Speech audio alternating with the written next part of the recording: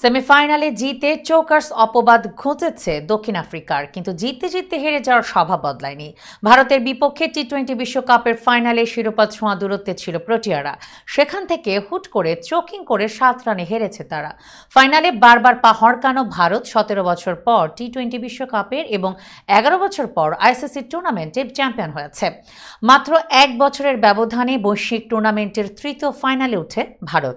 আগের 2 ফাইনালে খালি হাতে ফিরতে হয়েছিল রোহিত শর্মার দলকে, তবে তৃতীয়বার আর খালি হাতে ফিরতে হলো না ভারতকে। শ্বাসরুদ্ধকর ফাইনালে দক্ষিণ আফ্রিকাকে 7 রানে হারিয়ে টি-20 বিশ্বকাপের দ্বিতীয় শিরোপা নিজেদের করে নিল রোহিত কোহলিরা। দীর্ঘ 13 বছরের শিরোপা খরা কাটিয়ে ভারতকে উল্লাসের উপলক্ষ এনে দিয়ে বিরাট কোহলির পর আন্তর্জাতিক টি-20 ক্রিকেটকে বিদায় জানালেন বিশ্বকাপ জয়ী অধিনায়ক রোহিত শর্মাও। কোহলির সঙ্গে পুরস্কার বিতরণের মঞ্চে নিজের অবসরের ঘোষণা না দিলেও রোহিত অপেক্ষা করলেন মাত্র অফিসিয়াল সংবাদ সম্মেলন পর্যন্ত। সতীর্থ কোহলির মতো নতুনদের কাঁধে দায়িত্ব তুলে দিয়ে রোহিত বললেন, এটাই ভারতের হয়ে আমার শেষ টি-20 ম্যাচ ছিল। এরপরে আমি আর দেশের হয়ে টি-20 খেলব না। এই সিদ্ধান্ত নেওয়ার এর থেকে ভালো মুহূর্ত হতে পারে না।